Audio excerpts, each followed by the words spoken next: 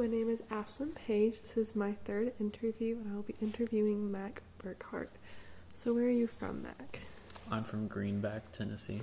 And have you always lived here, or did you move here from somewhere else? I've always lived here. Has your family always lived here? Yes. Yes. So what was childhood like here? It was hard. We're dairy farmers, so we worked a lot, and we worked holidays. We never had days off. It was a bit easier for me than my older siblings. My older siblings had it a lot harder because there are fewer of them than there are us now. But never really had time to hang out with friends. Never really had time to do a lot of fun things. We still took family trips, but it was still hard taking care of all the animals here and all the work that needed to get done. So what are some of the things you would do as a child? Like, did your responsibilities grow as you grew up? Did you start with small responsibilities and then progress, or? Yes. So usually we would start with simple tasks in the yard, like picking up sticks and raking leaves and push mowing. But then as we got older, up until probably about 9 years old, our jobs would get a little bit tougher. So when I was about 12 or 13, that's when I started fixing barbed wire fence on my own. So I'd drive the truck back to where we had any cows that would get out, and I would fix it there. I would start using a riding lawnmower. I would mow about 8 yards a week, and then use a weed eater and weed eat all those. In the fall, winter, and sometimes spring and late summer, I would split wood with a log splitter. And then progressively, I started doing a lot more tasks on the farm by myself, feeding cattle, feeding grain to younger heifers, and then feeding milk to calves, as well as dehorning, castrating, and ear tagging the calves. So I would progressively get, my jobs would get a lot harder as I got older. That sounds gross. Well, do you like dairy farming, or is it more like a chore, or do you semi-enjoy it? There's some aspects I really enjoy. I like fixing barbed wire fence. You get to be out usually in the backwoods, and it's very beautiful. You see a lot of interesting things. Usually if you work towards evenings, you always get to see the sun hitting the mist, or that summer haze through the trees. If it's the early mornings, you might get to see a deer, some turkey, even a family of raccoons. There's other things like mowing and weeding I do not enjoy. Tedious tasks I don't like anymore. I like working cattle. I like working with my hands and getting them dirty. Splitting wood, I don't mind. I feel very accomplished after doing 6 hours of just chopping wood. And then feeding cattle, it's always very rewarding to know that I'm taking care of animals that will take care of me eventually. Sounds like a fun childhood. That sounds like a lot of work. So when you weren't farming, where did you go to school at? I went to public school up until 7th grade. So I went to Sam Houston Elementary, and then Maryville Intermediate School, and then Maryville Middle School for a quarter of my 7th grade year. And then I transferred to Maryville Christian School, where I graduated. Did you like school? I did. Yeah, I did. It was okay. It was okay. What'd you do in school? Did you do any sports, or? I did. I played soccer. I started after the summer of my 8th grade year, and then I played until I graduated high school. Did you like it? I did. We had 3 seasons. We had winter, spring, and summer. And then the summer and winter we played indoor soccer, while the spring was outdoor on the field. Oh. What position did you play? I started out as a goalkeeper, and I progressed to defensive right back, and then I would move around where I needed to be. But with indoor soccer, I was directly keeper. So what does that mean? I've never played soccer. It's goalkeeper. Okay. Did you like it? No, I did. I understand. Was that your favorite position? Yes. Soccer's so much running. I could not run and kick a ball at the same time. Okay. So I guess, did you do like any other activities growing up or like in high school besides farming and soccer, or was that pretty much it? Up until middle school, I showed cattle at county fairs with my family. Other than that, I fished a little, did a little bit of hunting, and then I got into animal tracking, which we have about 800 acres of woods that I would go through, and I would just try and find out where all the animals were going and if I could find them and catch up to them. How was that? Did that go well? It did. I actually got really good at it. I could track animals fairly well.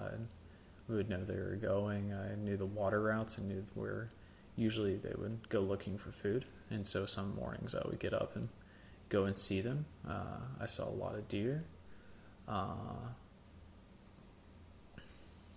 Is deer what you mostly tracked? Or Yeah, pretty much. That's pretty much what we all had out there. do you track any other animals? Do you see any like interesting animals? Because like in Illinois sometimes we see like bobcats or like wild. I have not. Years and years ago, we always had a few bears that would roam around the backwoods, but That's kind of scary. the most interesting was seeing a mother fox and her 4 kits. Oh, foxes are so cute. I love foxes. Oh, do you see any coyotes? Yes, they're harmless though. Which is surprising. Okay, cool. Alright, so you went to high school and you did that thing. Did you go to college? I did. I attended Carson Newman University, and I graduated in May 2018. Do you like Carson Newman? I loved it. It was one of the best experiences of my life. What was your favorite part about Carson Newman? I would say the education availability, meaning I took a lot of hard classes there that I probably would not have been able to take at UT or Maryville College. One in particular is gross anatomy. It's a class you take in medical school, but we had the opportunity to take it in college, and we got to work with cadavers and just understand how expansive the human body is. I loved my professors. They helped me through a lot. They taught me just a lot about science and life in general. And then I met a lot of friends, a lot of lifelong friends. That's awesome. And then I did meet the love of my life there. Well, I'm glad you enjoyed it. So where do you want to take your education? Like you said, I guess, obviously did cadavers, so obviously it's probably like a science major, so. I really would love to be a doctor, a surgeon in particular. I've done a lot of shadowing in the OR, the operating room, and then some hours in the emergency room. I'm looking at trauma and general surgery. I love the body a lot, and I don't really want to be specific to one certain area like cardiology or orthopedics. I don't want to be doing a lot of knee replacements. I don't want to be doing a lot of cardiovascular repair. I like to be different. One day I'd be removing an appendix. Another day I'd be stitching someone up. Just like emergency stuff. That's cool. What made you want to get into that? Like, is it just like, have you always had like interest in like the human anatomy, or? I have. I think the body's pretty awesome. It's just amazing how we operate and how we work and how our body's consistently fighting off things and making us stronger even if we don't know it. For emergency, I've never feared the sight of blood. I've always thought seeing someone who has a cut arm was really cool. And I just want to help people. And I feel like being a trauma surgeon or a general surgeon is the best way for me to help a lot of people. That's so cool. So where do you want to take it? Do you want to work like, do you just want to go to the hospital, or do you want to travel like with it, or? I would love to to partner with Doctors Without Borders. And they do surgery or surgical trips, which meaning you do a tour with them, which is about 2 to 3 years depending on your specialty. And they specifically look for surgeons. And so for surgeons, you would go to Africa or Asia, the Middle East, South America, places like that, places where they have no medical care in some locations. It's really cool. And so they will keep you for about 2 to 3 years, and you just operate all the time. And a lot of times you will only have the most advanced technology you'll have there is an x-ray machine. That's crazy. Where would you want to go? Like, if you had the choice to be, like, positioned somewhere, where would you want to go? I like to start off a little bit easier, so I'd like to probably go down to Haiti and just get my feet wet to see what it's like. Why is that easier? It's not as dangerous as, saying, going to Afghanistan, where they have a few, or Yemen, where terror cells are created. So you just want to, like, start, and the like, civil in, like, wars a there, yeah. more comfortable, safe area, like, your toes wet and stuff, and then Just trying to progress. And then as I start learning more, I'll be more useful in situations that require a lot of quicker thinking and just better skill with a knife. So that's why I like that movie. That movie we watched. I can't remember. The one about the doctors. I know what you're talking about, but I can't remember. I understand now. Cool. That sounds really cool. All right. Well, so you talked about college and stuff and your job. Did you do, like, going back to high school, did you do anything? Like, did you know you wanted to be a doctor, like, going into high school, I guess? Or is it something, and, like, that's why you chose Carson Newman, or is it something that, like, you have discovered through college? So I've known I wanted to be a doctor since I was probably about 8 years old. My dad's a doctor, and I've just had a lot of doctors in my family, so the medical field has always been pushed towards me, and I have never rejected it. I've always wanted it, because I know it's something I want to do. I want to help people. I want to give them hope. I want to make them feel better. With Carson Newman, it was just an hour and a half away from my house, so it got me away from my family and away from the farm, helped me to de-stress a little bit, and got me into a new area, new places. I got to meet a lot of new people. And then they have one of the best pre-medical programs in Tennessee, which is nice. And they also offered gross anatomy, which I got to cut open cadavers, and I got to somewhat operate on them. So fun. Did you apply anywhere else, or was Carson Newman Carson Newman was the only place I applied to. Okay, that's cool. Kind of going into surgery and stuff, what's the grossest thing you've ever seen? Or, like, a story of, like, something, like, do you have any, like, crazy stories, or, like, something gross, or, like, I don't know, like, since you said you had experience, like, shadowing and stuff? My last experience I had was... Can I be inappropriate when talking about this? I mean, I guess. Respectfully, I guess. Like, this is going on YouTube. Like medically, yes. Okay, I probably won't say that then. Wait, which one?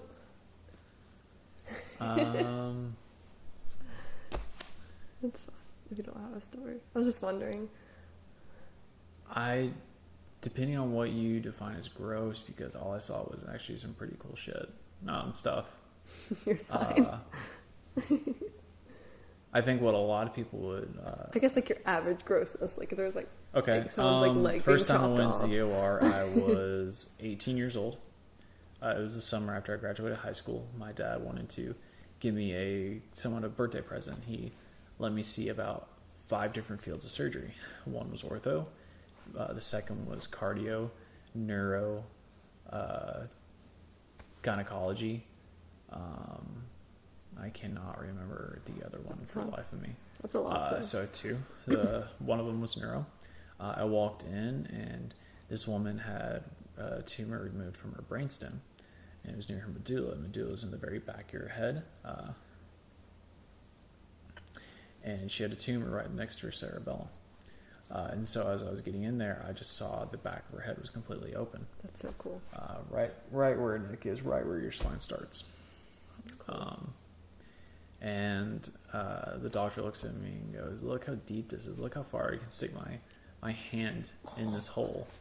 And I had not eaten all day, so I was a little queasy. That's nuts. Dude, the doctors, like, do that stuff? They're like, "Oh, watch this." Like, in surgery. Because it's not hurting anything. That's so true. They have to have pauses because anything can happen. The next one would That's be... nuts. Like, where did he stick his hand, like, in? He just stuck it right here because he opened her from the external occipital protuberance, which is that bump on the back of your head, all the way down to atlas 1 and 2 of your vertebra. So it's a fairly large and long cut, so it was enough to open it completely. That's nuts. The next one would be I saw a uterectomy, and I was about 19 years old. What's some great early life experiences? I was looking and observing a new robot they were using in surgery called Da Vinci. Da Vinci is a multi-tool, ambidextrous instrument that they used where you would move it with your hands like you're in a glove. So it's like a video game. So cool. You would do certain movements with your hands and your feet. Easier, more precise? It is. It's the infection rate is lessened, and it's very small incisions. So you'll stick small tubes down in there that can be flexible, and they can repair and remove things a lot easier. So they're like, "Oh, would you like to see a uterectomy?" I'm like, "Yeah, sure." I at the time did not know what a uterectomy is. And if you don't know what it is, it's the removal of the uterus. Usually seen in elderly females, which this one was 76 years old, I believe. And the first thing I see when I come in there is her genitalia spread out. She's sedated. And so I just kind of looked up to the left corner of the ceiling. I was like, okay, all right. Okay. Because she was a 19-year-old and you're seeing an old lady's hooch. It's not the best thing, especially at 8 o'clock in the morning. Oh, what a good day.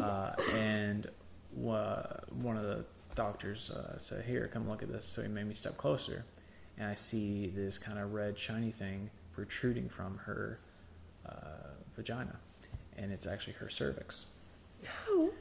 And your cervix is actually what separates your vagina and your uterus. It's what keeps the baby inside, and it's what allows sperm to go through. Her cervix had dislodged itself, and it dropped to the opening of her vagina. Oh my gosh! And this had happened the third time. So this poor lady.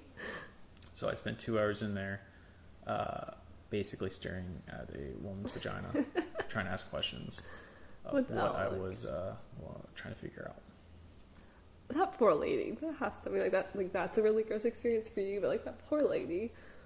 Yeah. I think by the third time she was just used to it by now. She wanted it fixed, but I don't know. I never really kept up with it. That was years ago. Like write her about it. How's it going? Wow. Okay. Well, that's disgusting. I'm proud that you want to do that, but that's not. I don't want to be a gynecologist. Let's put that on the record. As a field, I will stay far away from. I've helped enough cows give birth. So yummy. Okay, so let's see. So kind of going back to your family, since the other families are doctors and stuff. And you said that you want to do Doctors Across Borders. How's like religion? Doctors Without Borders. Doctors Without Borders. Is religion, I guess, big in your family then, since you kind of have that passion, or is that something you have kind of going on your own? Like, do you? No, it is. Religion has played a large part in my decision, and religion is a big thing in my family. We're Southern Baptist, born and raised. We've been attending First Baptist Church in Knoxville ever since my dad was born, and he's 83 now. He's been there for a very, very long time, and his parents and his grandparents attended there as well. But yes, I come from a pretty religious household. That's cool. Southern Baptist. It's a very Southern thing. I think everyone down here is Southern Baptist. We don't like to group ourselves with the bad type of Southern Baptists, the homophobes and racist types, like the Westboro Baptist Church. Oh, shots fired. So you're just all about the Southern home cooking and Tolerance? Does your church do that though? Like, does your church do that kind of stuff? Like, Wednesday night meals they do a Wednesday kind of potluck thing y'all every go to Wednesday that? night. I don't know. Does your family ever go to that? Not anymore, no. Oh, We really? just have work. Sorry, y'all work so much. Okay, well, so you say like to travel and stuff, obviously, since you want to like go into the world and stuff. So where have you traveled to, or if you do travel? Do you like to travel, I guess? I do. I like traveling. I've traveled in the United States, from state to state. I've been to Canada, Puerto Rico, Turks and Caicos, Nassau, Bahamas, Jamaica, Haiti, and South Africa. I've been to South Africa twice. That's cool. So, kind of speaking onto like this project, do you think you have a Southern accent? I do not, which is odd because I'm a dairy farmer. My family, we do not have Southern accents. Why do you think that is? Because we're not rednecks. It's I don't know. My dad's always told us to speak proper. He would always correct us, saying "ain't" isn't a word. If you're gonna talk with a Southern accent, and might as well just throw out the English language. Do you think maybe possibly it's because your family is so heavily medical that like y'all are professionals, I guess, so you're in like a professional field, so like they feel like they need to like be proper since Yes. they're like with high academic people? Do you I think that's what my probably- dad had started out with. He was a farmer as well when he was a kid. And so, when you look at a farmer, you don't really think, oh, that guy's also probably a doctor. You Yeah. look of, that guy's just a farmer. So he probably hasn't amounted to much. It's what we usually get. And so when you talk proper and, you be respectful, you say, yes, ma'am, no, ma'am, yes, sir, no, sir. We'll use that, but, talking country accent, you really can't do much. And people don't really take you seriously. Do a lot of people around here talk in a Southern accent? Yes. And lovely greenback Yes. All the time. all the time. You'd be hard-pressed to find someone who doesn't have a country accent. There you are. So how do you say where you're, like, not greenback, but like where you live? How would you say it? Greenback? No, but like not greenback, like next to greenback. I'm trying to make you say the word that starts with the M, like the town starts. Not Knoxville, but Maryville. say it again. Maryville. There you There's 3 ways you can say it. Yeah. Maryville, which people who are not from here will say, and that's the town right next to us. It's a big, kind of small city, because there's nothing in Greenback except a drugstore and a diner, and that's our historic downtown. It's literally 50 feet. That's about it. Maryville is, you can either say it Maryville, which are out of town people, Maryville, who like us, so we say it, Proper. or My favorite. you can go to Merville. And that's the country way of saying it. Do you ever catch yourself saying Marvel? No, I refuse. Have and I you made a point to say? Yes. How do you say where I'm from? Farragut? No, like the city. Jefferson City? No, like where I'm from. Like Knoxville? Yeah, say it again. Knoxville. I think you say it proper too. Because there's like, because you say like Knoxville instead of Ville, you can say like make a U. Knoxville. Knoxville. That's what I say sometimes. Like if I'm talking. But you're also quickly. from Illinois in the north. But like I'm from Southern Illinois, so like basically Southerners. Not even close. We are though, because You're not even south of the Mason-Dixon line. No, like, don't we even have- don't group yourself with us. Don't group yourself I've lived here with since us. 5, so I'm a Southerner, and like Southern Illinois is so hick. So like it's like a little part of like I don't know. It's like not Illinois. Like Illinois, its own little thing. And Southern Illinois is like its little hick circle. How in many the middle. Confederate flags have you An seen? aggressive amount. That's weird. That's a very Yeah. strange thing to We see. all have our guns and like. Maybe you are a southern state. Well no, there's Chicago, and then like that's super. We'll like, give you Florida if you guys just want to move down here. They're not really southern. No, They're our just state's, meth like- heads. Our state's not even a state really, so you have like it's like broken up. So you have like the northern Chicago, and then you have like us. Well, you have central, and they're like their own little like whatever, and then you have us, which is Southern Illinois, and we The have country like bumpkins. country bumpkins, And we have a southern accent, but like not a southern, but like we have a very unique, like we say our vowels a lot differently than here or northerners. Like we don't say y'all, we say yuns, which I don't know why, but that's a big difference. Like you'll get called out if you say y'all. Like they'll correct you, like no, it's actually yuns here. So I'm like, it's still improper regardless. Like it doesn't really matter. Okay, well, sweet. Alright, so I guess I'm gonna have you read this list for me. You don't try to like read it like academically, just like read it how you would just say it in normal conversation.